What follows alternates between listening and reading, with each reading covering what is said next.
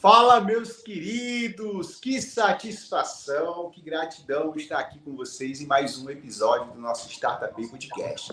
Episódio esse que está aqui na nossa quinta temporada, uma temporada totalmente feita por vocês que estão nos mandando suas perguntas, mandando as suas dúvidas, e a gente aqui se sente honrado, né? Eu e o Reginaldo Schoenberg, em poder compartilhar o nosso conhecimento, respondendo essas perguntas, né? Buscando trazer sempre o melhor para vocês. Mas antes de continuar, aquele pedido que eu sempre faço no início, né? Para que você que está assistindo o Startup Podcast, que ainda não está inscrito no nosso canal, aproveita, se inscreve aí, ativa o sininho para receber em primeira mão os episódios do Startup Podcast. Deixa o seu like, deixa o seu comentário, aproveita e deixa a sua pergunta aí, ou então, qual ponto desse episódio te chamou mais atenção, qual ponto desse episódio você achou que se enquadra dentro da sua realidade, né? E eu dar as boas-vindas ao meu querido Reginaldo Schoenberg e mais um Startup. Seja bem-vindo, meu querido. Fala, Glauber. Sempre um prazer estar aqui, né? O Startup já virou a nossa casa toda semana para a gente conversar com os nossos ouvintes aí e sempre trazendo assuntos bons. Essa temporada vem sendo um desafio, né? Porque geralmente você prepara as coisas todas para vir aqui e coisa e tal. E agora com as perguntas, a gente está seguindo um roteiro completamente feito por vocês. Completamente feito pelas pessoas que estão nos assistindo e vão nos perguntando. A gente já teve, semana passada, um programa, um episódio falando sobre por que a gente não vende, né? E em cima disso vieram outras perguntas essa semana, né? Poxa, por que não? Por que sim? Então, a gente resolveu, né, Glauber, estender um pouquinho esse assunto. Porque é importante, né? Por melhor que eu tenha um produto numa empresa, se ele não vender, a empresa vai falir. Qualquer profissão, né? Se você não vende, você não gera resultado, né? Você seja não gera resultado, liberal, autônomo, enfim.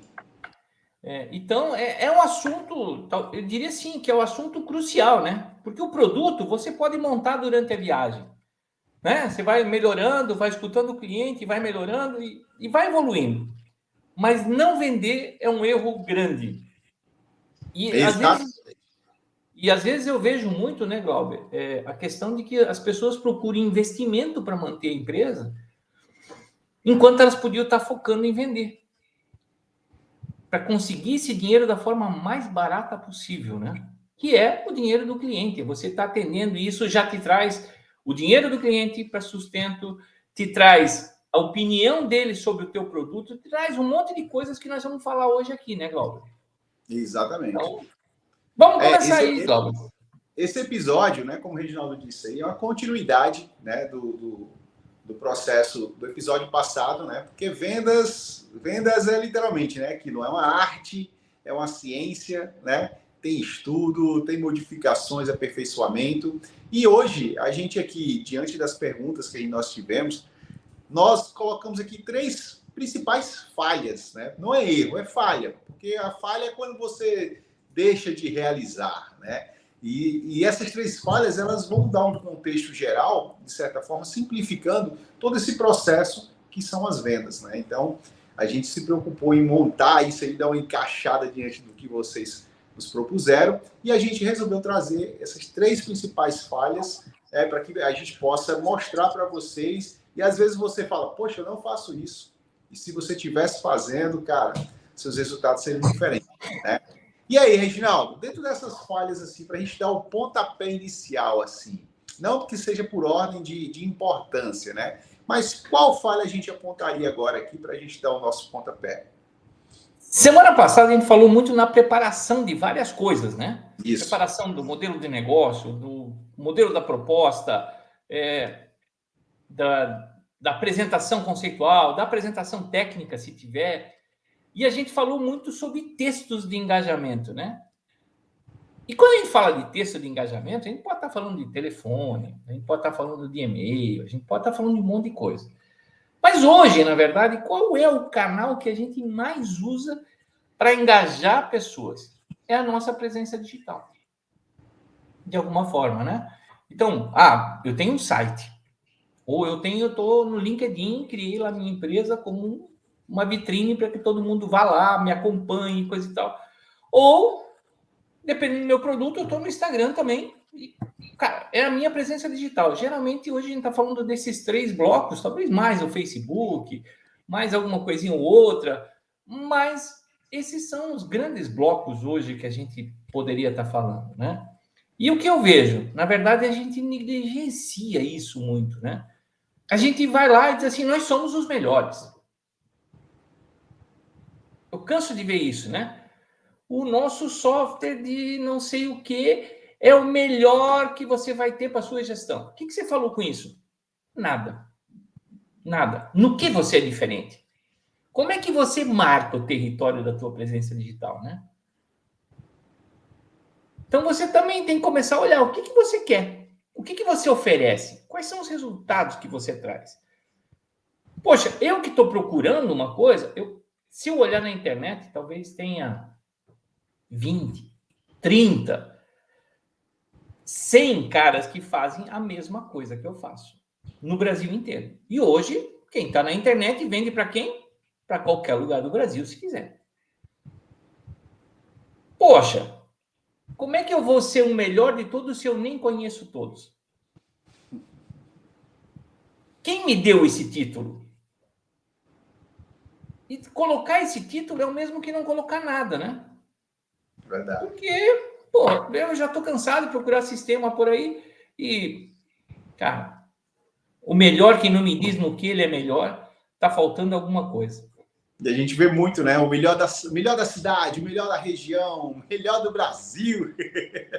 E tem tudo isso, né? Então, cara, a presença digital é importante, mas quando a gente fala de presença digital, é você dizer realmente aquilo que você está trazendo de valor para o seu cliente final. O que você está trazendo de valor? Ah, porque eu vou emitir a nota fiscal. Não, emitir a nota fiscal é um negócio obrigatório. Os 100 softwares, os 100 concorrentes teus, têm emissão de nota fiscal. Ah, porque eu controlo fantasticamente o quanto você pagar, quando você receber, fluxo de caixa. Porra, os 100 caras vão ter quanto você pagar, quando você receber, fluxo de caixa. Qual é a tua diferença? Por que você se intitula o melhor? O que você faz diferente dos caras? E aí vem uma outra história, né? Na maioria das vezes, Glauber, ninguém mapeia a concorrência. Porque às vezes aquilo também que eu estou dizendo que eu sou o melhor, tem um outro cara que faz igual ou melhor. Então, canso de ver isso. As pessoas não mapeiam a sua concorrência. E assim, a gente tem que ter uma consciência. Quando a gente está na internet, a nossa presença digital, nós temos lá mais X caras com a mesma presença digital. E tá tudo ao alcance de um clique da gente. A gente não tem a oportunidade de eu estar aqui como falando com o Glauber. O cara vai ler, ele vai se interessar pelo que você tem ou vai se desinteressar e vai passar adiante, vai olhar o próximo. Como é que está a sua presença digital hoje? O que você oferece? Quais são os teus diferenciais? Cara, e às vezes até é uma questão de preço. O cara vai olhar lá, teus concorrentes botam todos os preços. E acontece, dependendo do produto que você tem, o preço está lá na internet e você não coloca. Qual que o cara vai optar? Em ligar para você que não tem preço ou vai falar com outro cara? E esse ponto que você falou aí, Reginaldo, é até interessante para chamar a atenção. Essa presença digital hoje, muitos que estão começando pensam que tem que ter aquele custo, né, de criar um site, montar todo estruturado. Se você pode, parabéns, show de bola. Mas se você não pode, seu orçamento está um pouco limitado, cara, um Instagram, um LinkedIn, né, um Linktree para você ter uma conexão, enfim. Hoje, essa presença digital, literalmente, ela é fundamental para qualquer tipo de negócio.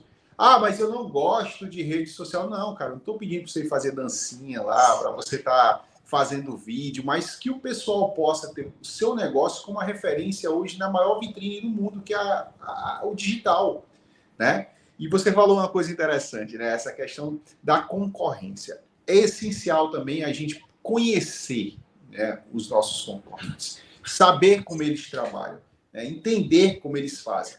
E não só simplesmente copiar. Você falando dessa questão dos valores, a gente às vezes está no Instagram pesquisando alguma coisa, aí acha um produto interessante, né, o cara postou, aí o pessoal coloca lá, quanto custa? Aí o cara bota no direct. Quanto custa? No direct. Já tem o seu concorrente, deixa tudo explícito lá, né? Tudo com a amostra, os valores. Aí tem um joguinho, né? Quando o cara fala assim, no direct, ou o cara pensa, pô, esse cara vai vir com uma venda para mim, uma programação de venda legal, vai me tirar dúvidas e tal. Eu já passei por isso. Estava olhando um instrumento musical, e aí o cara postando, achei incrível, né? Aí eu fui coloquei, qual o valor? Aí o cara botou no direct. Aí quando eu fui no direct, oi, qual o valor do produto tal, tal? Ele botou X. Eu disse, poxa, dessa forma de resposta eu podia ter colocado lá para todo mundo, né? Não, não aproveitou a oportunidade do reservado para poder me oferecer de uma forma diferente que você falou no nosso outro episódio, né? De usar os textos persuasivos, né, para a gente poder ter uma conexão melhor. Então, essa questão do concorrente, ela é importantíssima, você ter esse mapeamento, saber quem faz o que você faz, pelo menos no contexto geral, e saber qual é o seu diferencial em cima desse cliente, ou em cima desse concorrente. Entendo também, né, Glauber, que nem tudo dá para você colocar o preço, porque depende da composição, que o cara compra, como, aquilo, né? E aí tudo. O cara quer eu preciso... o outro está colocando, eu vou lá colocar, ou então não coloca porque o outro não coloca, mas não tem uma estratégia, né? Não, às vezes não tem um modelo de negócio, aquilo que nós falamos no programa passado, né? Poxa, o meu concorrente tem um modelo de negócio assim, eu vou no outro, tem um modelo de negócio, está lá o preço, eu vou no outro, tem um modelo de negócio, está assim. Por que eu não consigo colocar o meu preço? Talvez eu não tenha um modelo de negócio. Talvez eu tenha que olhar os meus concorrentes e aprender isso um pouco, né? Como montar um modelo de negócio. E assim, cara, se eu for a 5 e um não tem modelo de negócio, não tem preço, cara, para mim os outros 4 estão certos. E esse cara tá errado. Por quê? Porque eu vou conseguir eu olhar os 4 e de repente eu olho os 4 e digo assim, poxa, esse aqui cabe no meu bolso. Esse aqui já não cabe, esse aqui tá muito barato.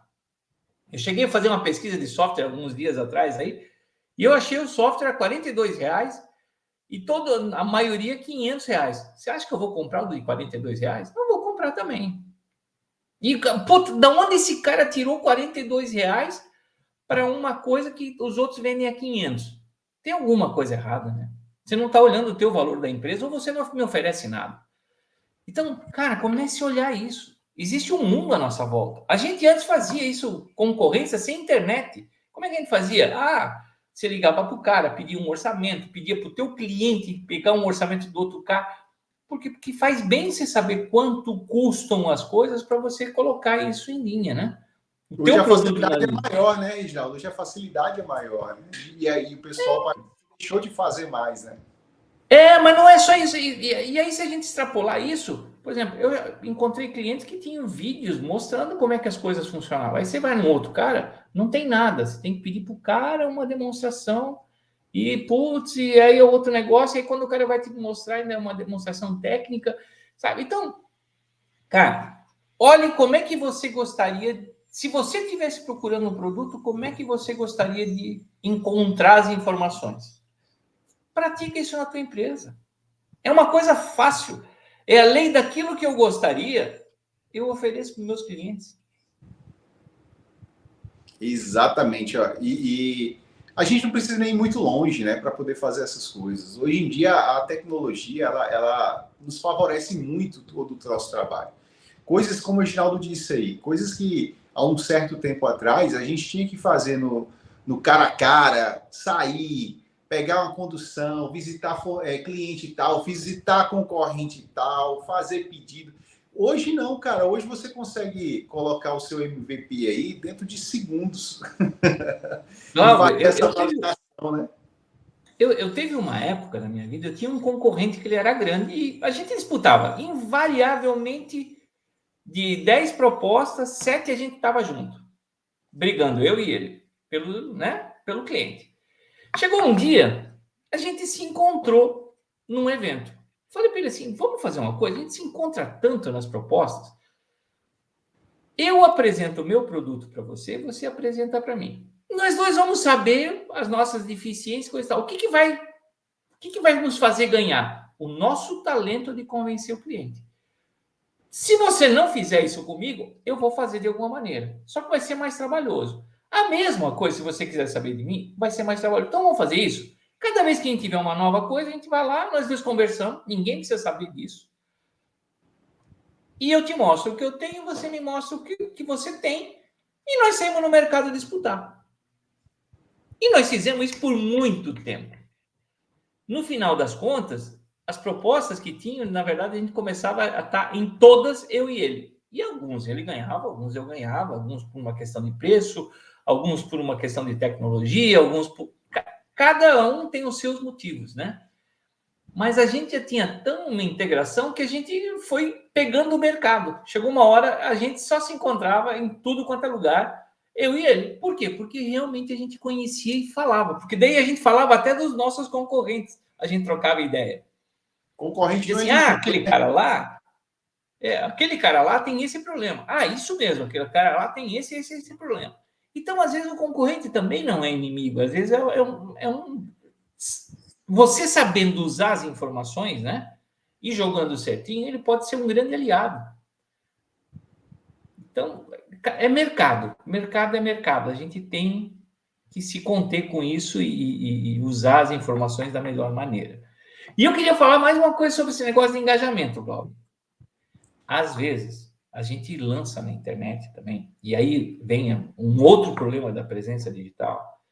A gente lança que a gente vende para qualquer lugar do mundo. Vamos encurtar isso, né? Para qualquer lugar do Brasil. E a gente não está preparado legalmente para isso. O nosso software não está pronto para determinada região do Brasil. Ou eu não consigo dar suporte para o cara numa região distante do Brasil, porque não tem um parceiro lá. Tem que primeiro desenvolver um parceiro. Então, quando você coloca a presença digital, defina qual é a abrangência que você quer atender. Olha, eu só atendo Santa Catarina, Paraná e Rio Grande do Sul. Por quê? Porque eu sou do Sul e eu escolhi só vender aqui, por enquanto. Por quê? Aqui eu tenho minha fortaleza, aqui eu tenho meus parceiros de implementação, aqui eu tenho os meus caras que fazem a logística, que eu já sei. Esses dias, eu contei antes para você, né, Glauber? Eu peguei um cara que ele não estava preparado para sair do estado por causa de questões legais. E aí ele estava largando na internet para tudo. Eu falei assim, cara, imagine você vender para São Paulo, Rio de Janeiro, Minas, Santa Catarina e mais algum estado ao mesmo tempo. Porque, putz, você convenceu os caras pela internet. Como é que você vai atender esses 5 caras?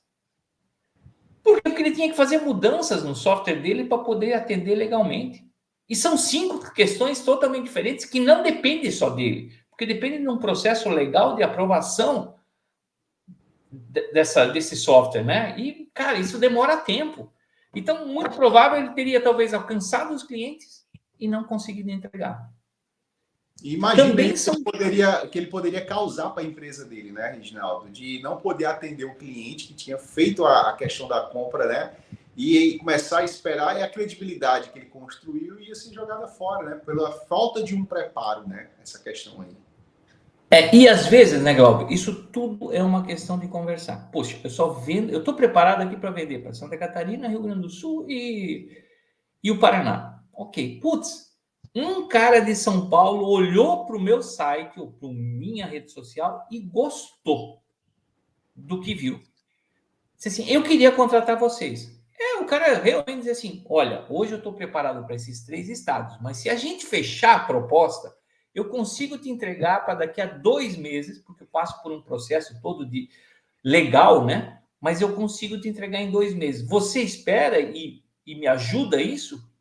Porque aí você já tem uma venda que justifica esse preço, justifica teu investimento de aprovar esse software, sabe? Mas você não pode ser pego de surpresa. Você não pode dizer que você tem uma coisa que você não tem. Porque aí você... Não é uma questão financeira, é uma questão de, às vezes, não ter tempo hábil para fazer e colocar isso. E aí pensa esse cliente que você vendeu e você não conseguir entregar. Isso é uma mancha na vida da gente. E talvez impossibilite outras vendas no futuro. Então, quando a gente fala dessa presença digital, Glauber, é olhar tudo isso, é olhar a concorrência, o que está fazendo de bom, o que está fazendo de ruim, olhar o mercado, como está acontecendo, olhar essa parte de aonde realmente eu conseguiria vender sem que eu tivesse que fazer mais nada no meu software.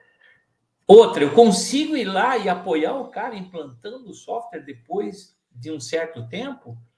Ou ele está tão distante de mim que a despesa de viagem de eu me deslocar, ele não tem para pagar?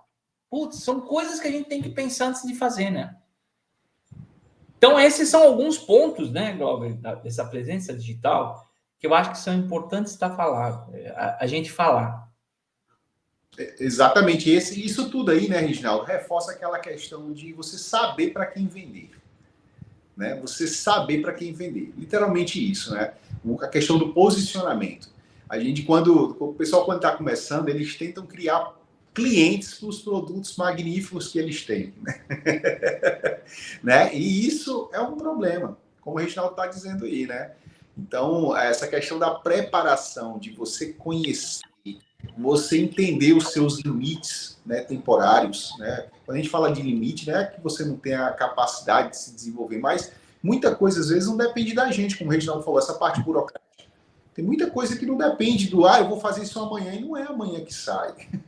Né? Então, essa presença digital em todos os... A gente falou digital, mas isso aí está conectado no sentido de presença. Presença diante do compromisso que você se propõe a ter com seus clientes, a ter com essa nova jornada, né, das vendas. Que, na verdade, Glauber, quando a gente fala presença digital, né, a gente está falando em você realmente marcar o teu território. De alguma forma. Imagine você não está em nenhum lugar, não tem site, não está em redes, não está em nada. Como é que você vai prospectar? Você vai ligar, aí o cara nunca viu a tua marca. O cara vai dizer assim, putz, deixa eu ver o que o Glauber faz, vou olhar na internet. Putz, não acho o site, não acho ele no LinkedIn, não acho o cara no Instagram. O que eu vou pensar desse cara? Reginaldo, o que me chama mais atenção, cara, sabe que é porque a gente está em 2024. A gente está vivendo lado a lado com a tecnologia, com essa era das atualizações, né, de tudo estar processando rápido. E a gente fala isso aqui, as pessoas que já têm um certo conhecimento de como o mundo hoje está acontecendo, falam, poxa, Glauber e Reginaldo falando de coisas tão básicas que hoje todo mundo... Mas, pessoal, ainda existe sim negócios que vivem dessa maneira com essas vendas nos olhos. Existem negócios que têm um potencial gigante, como o Reginaldo disse aí, do cliente dele, né? Um detalhezinho de você saber literalmente ouvir quem tem a experiência, de colocar no caminho certo. Então, tem muito negócio no Brasil hoje que tem um potencial para ser negócios assim, autoescaláveis, negócios que tenham grandes resultados, mas por essa venda nos olhos acabam se travando, né? Acabam deixando de acontecer, de crescer, né? Essa questão de você não se posicionar, né? Não saber, como o Reginaldo disse, onde você está, essa presença, né? E assim, isso não é nenhuma questão de um negócio, às vezes, que não tem nada a ver com tecnologia. Eu canso Exato. de encontrar isso em negócios de tecnologia, onde o cara tá na ponta e aí a gente nunca tem uma explicação, né? Será que isso é porque o cara acha que ele é o único no mundo, que ele é o melhor, que é o quê? Por que ele não vai marcar o seu território na internet? De alguma forma, né? E hoje, se a gente pensar assim, quanta gente daqui a pouquinho está pelo chat GPT procurando aquilo que quer. E aí vai encontrar o que se o cara não tá? O cara é um ninja. Cara, e assim, se a gente for olhar, isso é bom e tem o lado, por exemplo, tem caras aí hoje fazendo coisas, presenças na internet e são empresas falsas. Então, pensa o seguinte, se encontrando tudo, eu tenho que desconfiar de você, imagine se eu não encontrar nada. Importantíssimo isso. Muito Né? Porque também os caras que estão fazendo coisas erradas, eles estão com uma presença digital enorme, eles estão em redes, eles estão em tudo, eles mandam engajamento, eles vão lá e pagam o tráfego, eles fazem um monte de coisa, e a gente tem que desconfiar disso. Agora, se você não tiver nada, eu já sei que você não vou achar você. Então, cara, abra as suas portas. Foi lá, botou uma presença digital, deixa um mapa para o cara te ligar, deixa um lugar para o cara te procurar, para o cara saber onde é a tua empresa. Eu canso de ir a site e contate-nos. Não tem o endereço da empresa, não tem nada. Meramente, às vezes é um e-mail lá, contato geral, tal empresa. Não é você que tem que aparecer, não é a tua empresa que tem que aparecer. Se você é o melhor, por que você não aparece? Reginaldo, vou pegar essa sua deixa aí. Tu concluiu? Desculpa, eu cortei, eu acho que não. Não, é isso aí. Eu acho que presença digital... Eu vou pegar essa sua deixa aí de você que tem que aparecer, tem que deixar o seu contato para entrar num ponto, na segunda falha que mais acontece de quem trabalha com vendas, com quem tem negócios, né?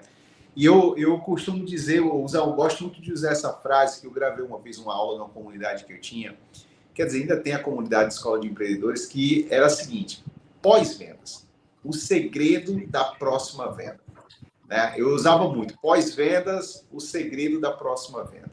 Né? Então, pós-venda, quantas e quantas pessoas hoje conseguem fidelizar uma venda difícil, uma venda intermediária, fez a venda e depois é como se pegasse pó e jogasse ao mar. E ali se perdeu. Cliente, esforço, né? Custos. Você deixou de fidelizar algo. Uma venda não caracteriza o fim, o começo, meio e fim de uma negociação, né, Reginaldo? O pós-venda. Qual a importância do pós-vendas hoje em qualquer tipo de negócio? Glauber, o pós-venda é essencial, né? É assim, uma vez um cliente me falou uma coisa que eu guardei para sempre. Ele disse assim, Reginaldo, a gente sabe que tudo que a gente compra pode dar problemas. Por quê? Porque atrás disso tem seres humanos, tem mudanças tecnológicas, tem mudanças de lei, tem uma pilha de coisas que vão nos levar a errar. A diferença da tua empresa e de outros que estão aqui dentro é que quando eu tenho um problema, mesmo que às vezes você não saiba ainda se é teu ou é do outro, mas você está aqui comigo para resolver. E você me ajuda a, às vezes, elucidar o caminho. Às vezes, putz, cara, não tem nada a ver comigo, mas isso aqui é um negócio tal e tal e tal do outro fornecedor, ou um negócio do banco de dados, ou uma, sabe? Você me ajuda. Eu estou justamente contratando alguém que me auxilie nessas coisas. Por quê? Porque eu não sou um técnico, cara, eu tenho que cuidar do meu negócio, eu tenho que cuidar aqui de vender, de que as coisas aconteçam, e não posso ficar procurando problema que eu nem sei como resolver. Então, a diferença, na verdade, e a sinergia de confiança que acontece é exatamente você tá ali nos momentos que o cara precisa. E isso a gente escuta muito, né? Pô, o cara vendeu e sumiu, o cara vendeu e estragou, agora ele mandou eu me virar. Queria comprar de novo esse produto, mas não sei onde eu encontro o cara. Aí vem, né? Não tem presença e vendeu, sumiu. Ninja. Sumiu. É a empresa mágica, né? Eu fui embora, virei fumaça. Então, o pós-venda, e assim, eu acho que o pós-venda tem duas coisas interessantes. Uma, ele vai fortalecer a confiança que o cara já teve quando ele comprou de você. Porque quando ele comprou de você alguma coisa, ele teve confiança em você. Se você não fizer com que essa confiança permaneça, ele não vai crescer com você. Ou não vai ser o teu indicador para outras empresas. Porque eu vou dizer assim, eu vou botar meu nome para outra empresa para depois o cara me abandonar, que abandonar lá também e o cara vir aqui. Diz assim, pô, cara, por que você me indicou essa empresa que o cara sumiu? E o grande ponto, talvez, esse primeiro ponto é o da confiança. É a sinergia de confiança que o mercado hoje busca. O pós-venda vai dar essa sinergia de confiança se você estiver presente, se você estiver junto, fazendo as coisas acontecerem. Nem sempre só dizer sim para o cliente, dizer assim, não, você usou de forma errada isso, por isso que deu eu, assim, assim, assado. Mas eu vou fazer uma coisa aqui que vai olhar esses erros quando acontecerem antes de irem adiante durante o mês. Sabe? Porque a gente também aprende com o cliente. E aí eu digo o seguinte, a segunda parte é melhorar o teu produto. Escutar o cliente com os problemas que ele te traz, nem sempre são coisas ruins. Talvez seja uma coisa ruim momentânea, porque aquilo deu um erro e o cara fez errado, mas a gente também tem que olhar e dizer assim, poxa, eu permiti que esse erro acontecesse. Então, como é que eu faço para inibir isso? Porque no momento que eu inibir esse meu erro de acontecer de novo, eu não estou resolvendo só para esse cara, eu estou resolvendo para o mercado inteiro que comprar o meu produto. Então, aprender com o cliente é a melhor coisa que tem. E a gente, quando testa produtos, isso pode pegar qualquer produto. A gente, quando testa, a gente testa já torcendo para não dar problema, para a gente não ter que voltar atrás. Então, muitas vezes a gente testa viciado já, né? A gente vai lá e vou fazer isso aqui. Saiu a coisa tal lá. Deu certo isso aqui. Espirrou a água nesse lugar. Por quê? Porque a gente vai testar o que a gente sabe que vai dar certo. Exato. E o cliente, como não sabe, ele vai usar. E muitas vezes vai pegar os nossos erros que passaram. Que, putz, o cara fez errado porque não deveria fazer isso, mas permitiu. É o mesmo que eu sempre falo da velocidade dos carros, né? A gente diz assim, poxa, mas os carros hoje não podem andar a mais do que 110.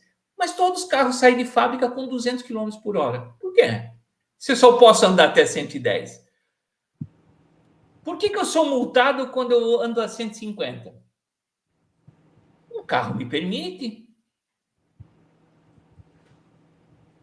Não Exato. é?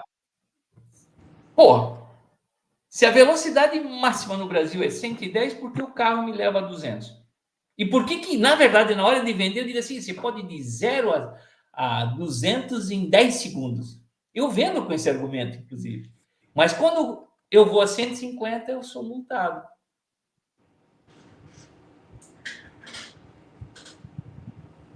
Aonde está o erro, né? Talvez o erro esteja exatamente no fabricante, ele não deveria permitir andar mais do que 120, que é o máximo permitido.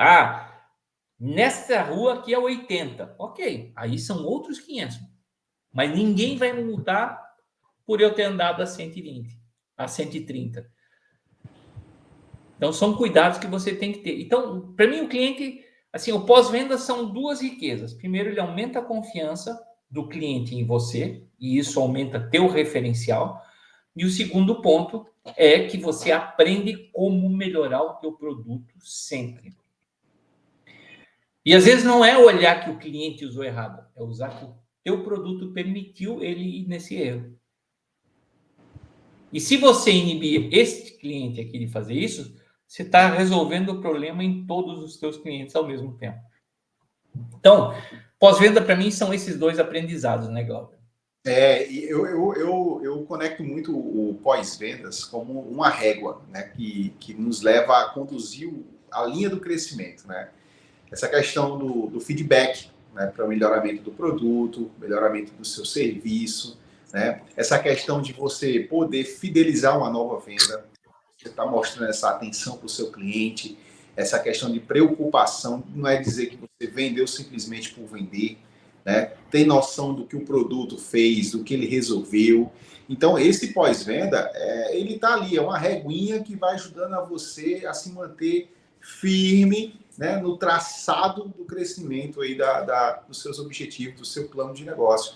Então, a empresa, o negócio que hoje não faz pós-vendas, cara, ele está deixando de complementar literalmente o propósito dele. Né? Ele está deixando de complementar aquilo que ele decidiu fazer.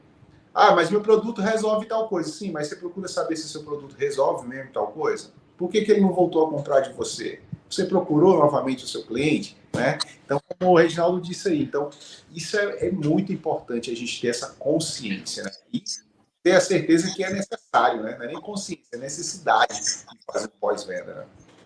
Não, e tem coisas que você ganha o cliente no pós-vendas, né? Eu tive um caso, eu tive uma vez um caso de um produto comestível que eu comprei dentro do prazo de validade, tudo certinho, embalagem lacrada e coisa e tal, e tinha problema no alimento. Liguei e disse assim, ó, tô com problema assim, assim, assado. O senhor pode bater uma foto? Bati uma foto, evidenciar o problema. Quando eu vi, veio uma caixa para mim de coisas ao redor daquele produto, mostrando toda a linha deles e se desculpando por aquele produto. E talvez não tenha nem sido problema do fabricante. Por quê? Porque isso estava no mercado, pode ter sido mal estocado, pode, sabe, um monte de coisa. O cara não me questionou absolutamente nada. Ele disse assim: nós vamos substituir o seu produto, vai chegar na sua casa. Quando chegou, o cara me encantou, porque na verdade tinha coisas que eu não conhecia do produto dele. E tinha coisas que o mercado que eu comprava não tinha. Daí eu até falei pro cara, disse, pô, veio na minha casa tal produto do cara e você não tem aqui para vender. Quando eu fui ver, esse cara já estava vendendo esses produtos também, porque ele não comprava, porque não tinha ninguém que queria comprar talvez o produto dele. Então, sabe, isso é uma bola de neve, né? É a tal frase que a gente fala tanto, né? Gentileza gera gentileza. Fortalece, né, o relacionamento, né? Fortalece. Cria o relacionamento, né? Cria a relação, né? A fidelização. Então, eu acredito que hoje, para você ter um cliente fidelizado, ele tem que ter passado pelo pós-vendas. Não tem outra forma. O cliente ele tem que sentir literalmente essa sua preocupação, sentir literalmente o propósito que você se propôs quando você elaborou o seu produto, o seu serviço, ou o seu objetivo de vendas, né? Reginaldo, com certeza. Nesse ponto aí do pós-vendas, que a gente viu a presença digital, o pós-vendas, né? Para a gente finalizar essa terceira falha que a gente vê muito a ausência do negócio, a questão de analisar como as vendas acontecem, né? As pessoas hoje, os negócios, se preocupam muito com o resultado final. Vendeu, faturou X. Ah, foi bom. Mas não procuram entender como é que esse processo aconteceu. Por que eu vendi X? Por que esse mês foi Y? Né? Por que eu não alcancei a meta feita? Ou então, por que eu bati a meta novamente esse mês? Então, entender, saber analisar literalmente o processo das é um fator muito importante para o desenvolvimento do negócio, né? E hoje muitos não fazem isso. Não fazem isso. Eu diria que a maioria não faz isso, né, Glauber? E assim, como eu estou nessa área de investimento também, o investidor tem um monte de métricas, né? Ah, é o CAC. Quanto é que é o custo de aquisição do cliente? Ou seja, qual foi o teu gasto no processo de vendas? Pô, eu gastei R$ 1.000 para conquistar esse cliente. Será que a venda que eu fiz para ele compensou? Será que o tempo que ele ficou comigo, porque pô, depois de 3 meses ele cancelou. Será que o tempo que ele ficou comigo pagou essa conta? Então tudo isso tem que ser visto, né?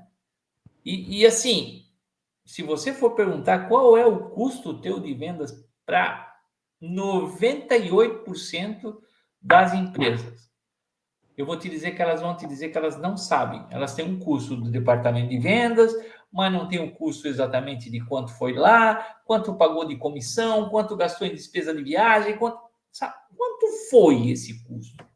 Será que a tua venda está compensando? E aí eu volto atrás naquele cara lá que nós achamos na internet, os outros vendendo a R$ 500 de mensalidade, ele vendendo a 42. Quantos 42 ele teria que fazer para pagar talvez a venda dele? Quanto tempo? O cara teria que ficar 5 anos com ele para pagar a venda que ele gastou de, sei lá, R$ 800.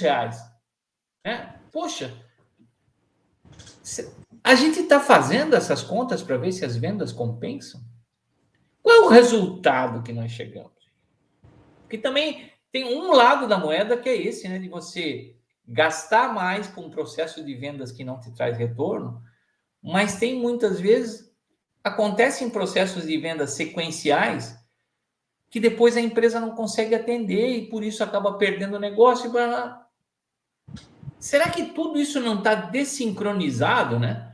Eu não tenho que saber se eu consigo entregar 10 implementações de determinado produto e saber que eu só posso vender até 10, porque esse é meu limite, eu consigo atender 10. Ou se eu consigo, quero vender 20, mas quero vender as outras 10 para o mês que vem, porque esse mês eu não consigo atender. Ou eu vou vender as 20 para atender esse mês e vou deixar 10 caras na mão. Sabe, tem tudo isso, né, Glauber? Porque a venda é uma máquina que faz girar a empresa. Então, qual é o resultado efetivo da minha venda?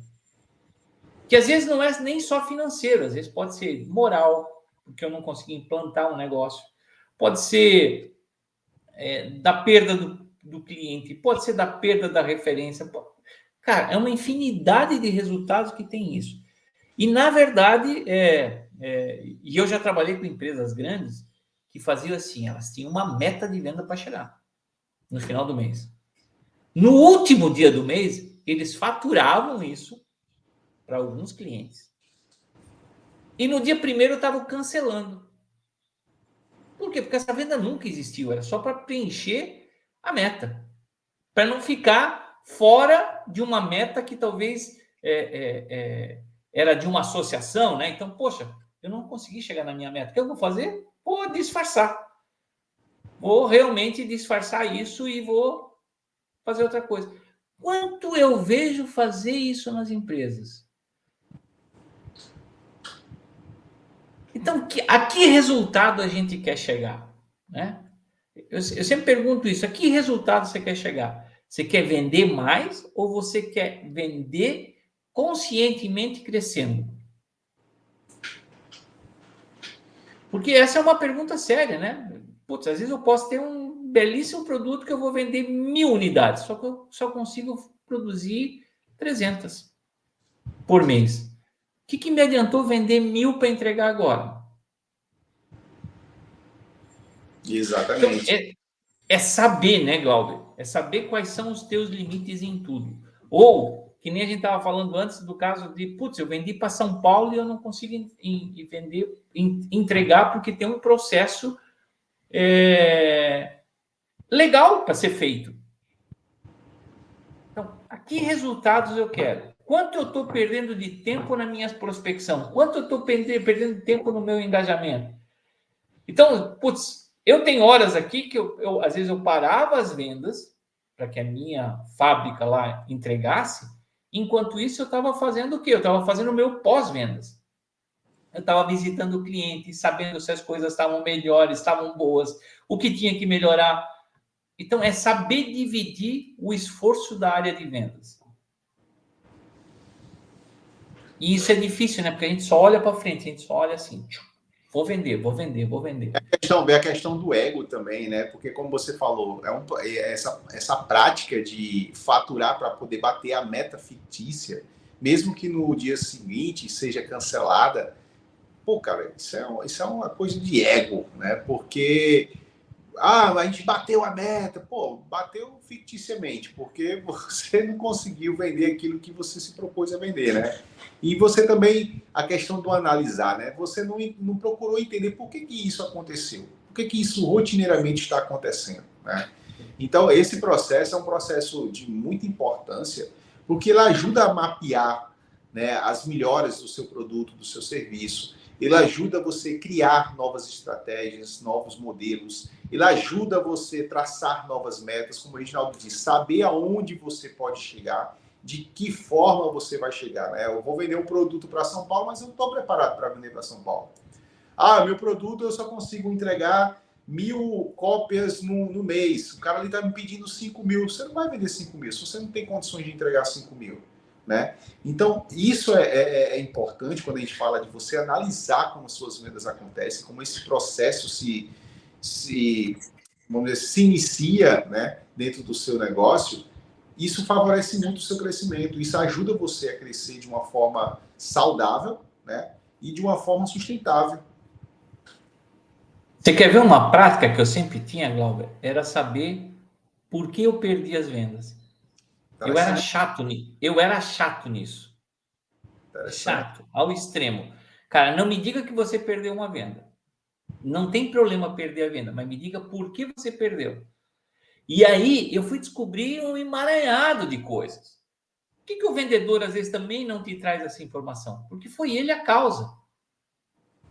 Ele não fez um bom trabalho. Segundo, ele não entendeu que o cliente não podia pagar nos próximos 3 meses. O cara precisava de 30 dias para daí começar a pagar. Então, talvez não fosse o momento de vender para aquele cliente. Ou fosse o momento de abrir uma concessão. Pô, esse é um cliente nosso de tanto tempo, só que esse mês ele não consegue fazer. Então, vamos vender para ele. E em vez de vender 30, 60, 90, vamos vender 60 e 90. Cara, se eu te der uma carência de 30 dias, se me consegue pagar em 2 vezes, putz, consigo. Não consigo. Só consigo continuar pagando em 3, mas eu preciso da carência. Ok. Cara, é um cliente de muito tempo. Para que eu vou perder a venda nele? Então, quantas coisas eu descobri que, na verdade, são as pessoas que estão envolvidas no processo de vendas que geram as perdas.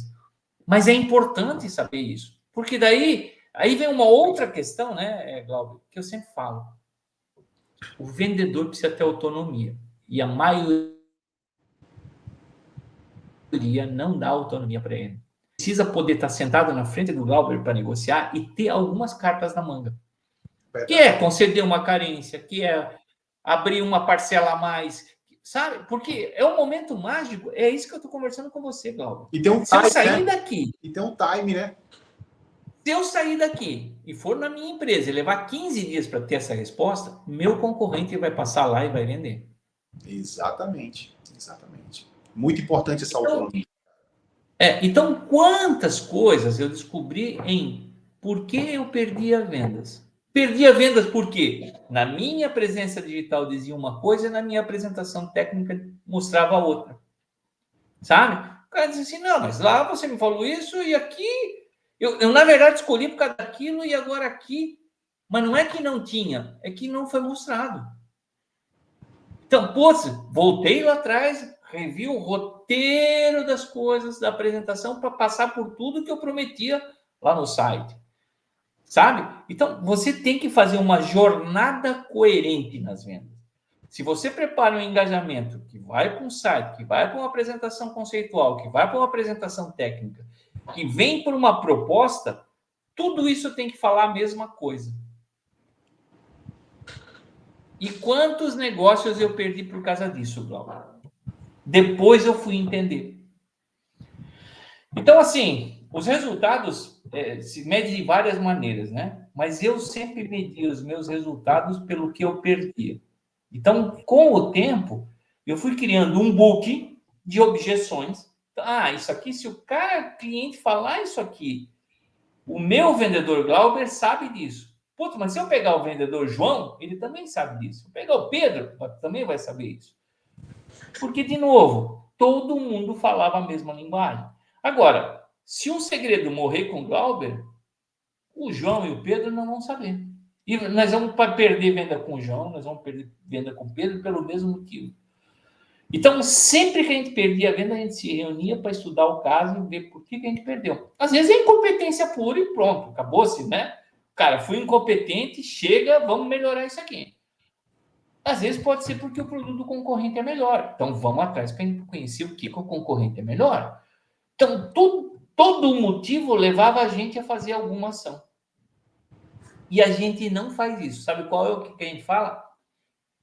Esse cliente idiota não entendeu aquilo que a gente estava vendendo. E pegou lá do concorrente, aquele traste do concorrente. Cara, olhe quem é o traste do concorrente que você está falando e escute o teu cliente que você chama de idiota, porque às vezes tudo isso vira contra você mesmo. Você é o idiota e é o traste da jogada. Me senti várias vezes idiota e me senti várias vezes traste por não ter entendido isso. Só que é melhor botar a culpa nos outros, né?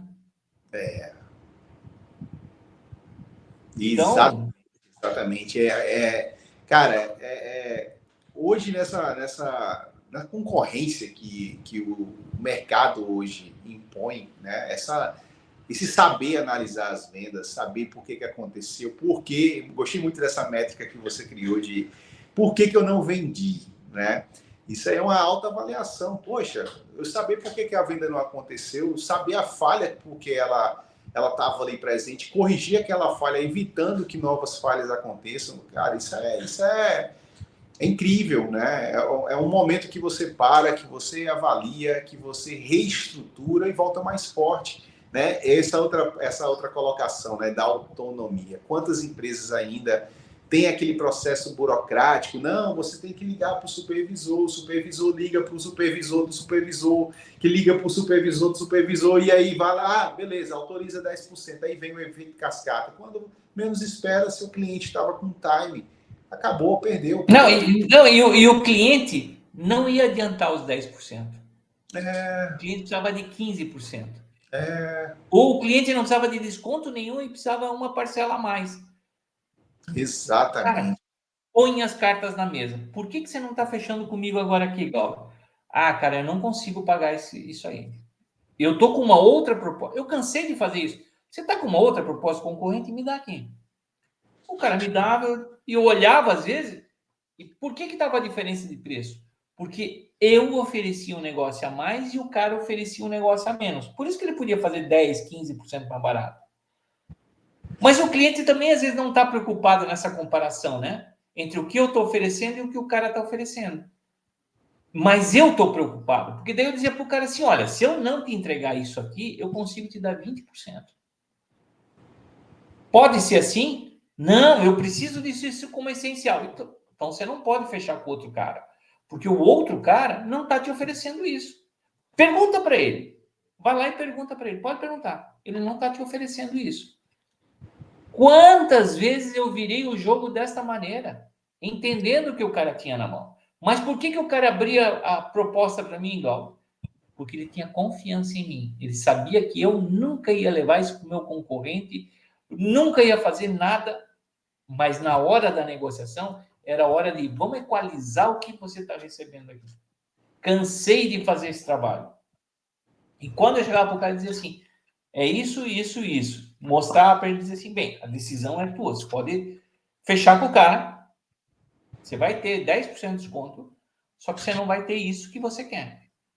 Ou pode fechar comigo, eu também tiro e eu consigo te dar 15% de desconto.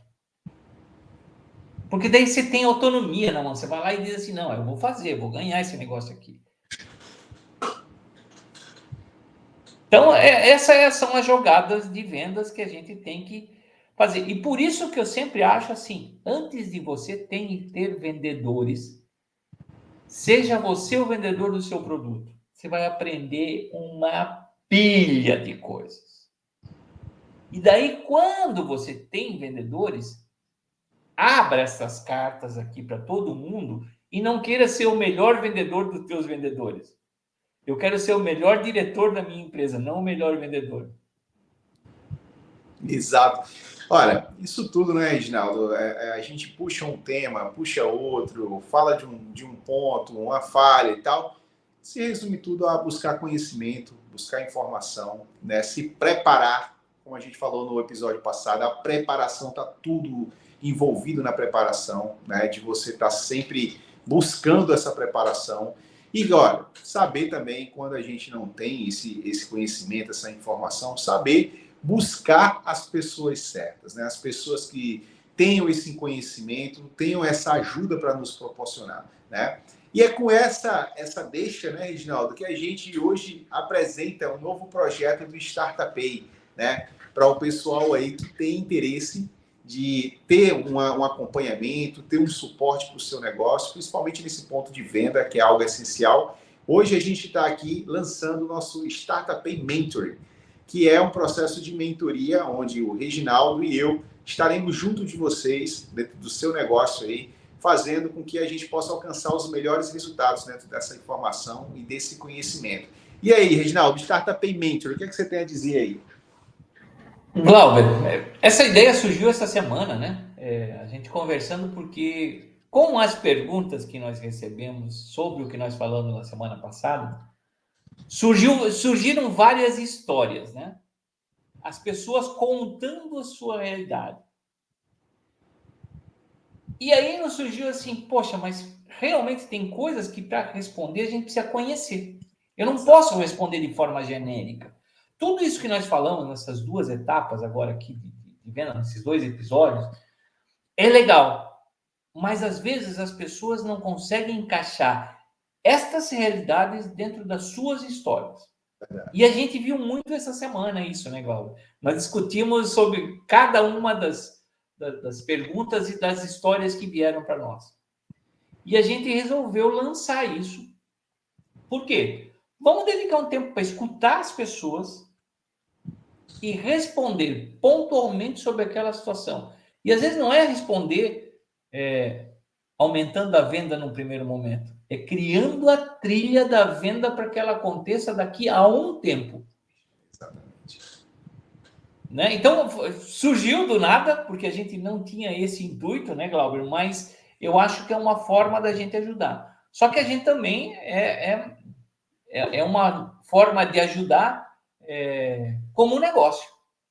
Porque senão a gente não consegue escutar a realidade de cada um. Hoje a gente já faz o Startup Pay, que tem uma utilidade muito grande no mercado, a gente escutou gente do Brasil inteiro, mas a gente não consegue ser pontual nas ideias, né? Por quê? Porque a gente não conhece a minúcia do dia a dia de cada um. E eu sempre falo isso. Se a gente não consegue dar a minúcia, a gente vai dar um conselho genérico. E um conselho genérico, às vezes, não cura absolutamente nada. Exatamente. Ele vai dar vagas ideias, né? Exatamente, porque assim, o conhecimento e a informação que a gente traz aqui no Startup Pay, como o Reginaldo disse, é um conhecimento generalizado, né? A gente traz para você que você pode colocar e praticar dentro do seu negócio, mas quando a gente senta para conhecer a realidade, né, do que você faz, de como você faz, né, por que faz, a coisa tem um aspecto diferente, né? Tem uma rota a ser traçada de uma forma diferente, né?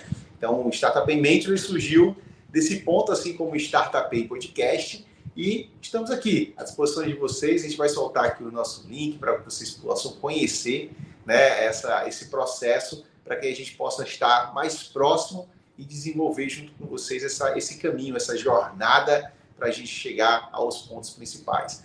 Reginaldo, vendas... E vamos conhecer a história de cada um, né, Glauber? E daí a gente vê que trilha que a gente pode fazer, né? Com certeza, conhecer. Então, se você tiver interesse de conhecer o Startup Pay Mentor, né, saber como funciona, ter essa conexão mais próxima de mim, do Reginaldo, a gente vai deixar o link aqui para que vocês possam entrar em contato e aí a gente vai ter uma série de contatos mais próximos para a gente poder desenvolver tudo isso que a gente tem como nossos objetivos. Tá bom, pessoal? Reginaldo, vendas é sempre assim, algo que a gente deixa sempre uma deixa para próximos e próximos e próximos. Então, foi muito gratificante esses 2 episódios, né? A gente fortaleceu essa preparação, essa observação das falhas, essas análises, né? E espero que isso possa mostrar, né, conscientizar que vendas é literalmente o coração de qualquer negócio, né, Reginaldo? É o que faz a roda girar, né? Eu sempre falo isso e parece repetitivo, mas é verdade. É o que faz a roda girar. A empresa só cresce se ela vender. Exatamente. Bom, meus queridos, peço para vocês deixarem o seu like, se inscrever no nosso canal, ficar ligadinho no próximo episódio do Startup Pay. Vem muita coisa legal, muita coisa boa para ir. E agradecer a todos vocês que estão participando, estão sempre aqui com a gente, né? Compartilhando, deixando suas perguntas, trazendo seus comentários. Então, isso fortalece a nossa comunidade aqui do Startup Pay, né? Então, gratidão a você que nos acompanha. Gratidão, meu querido Reginaldo. Vamos nessa, Glauber. E aí, como a gente gosta de fazer, a gente se vê no próximo Startup Pay. Valeu! Eita, abraço! Tchau, tchau.